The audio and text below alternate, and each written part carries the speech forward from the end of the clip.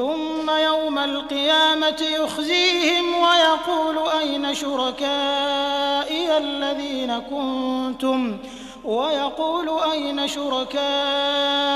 الذين كنتم تشاقون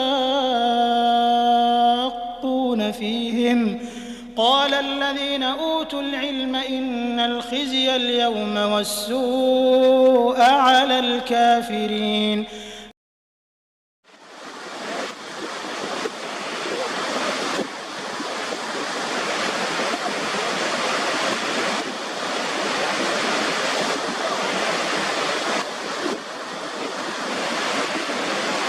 પછી અલ્લાહ તેઓને કયામતના દિવસે જલીલ કરશે અને કહેશે, મારા તે ભાગીદારો કયા છે કે જેમના માટે તમો મોમીનોથી દુશ્મની કરતા હતા?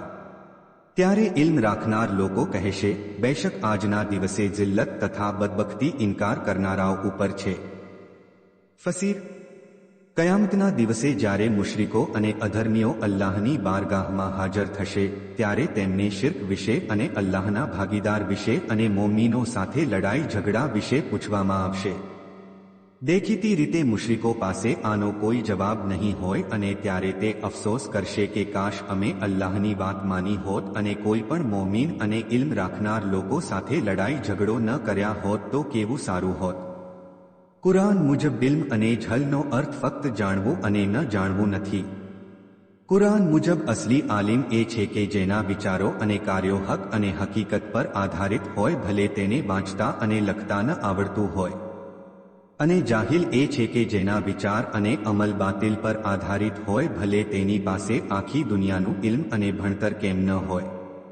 કુરાન શિર્ક અને મૂર્તિ પૂજા જેવા વિચારોને જેહાલત ગણાવે છે અને કૌમે લૂતના ગંદા અને બુરા કાર્યોનું મૂળ કારણ પણ જેહાલત કહે છે.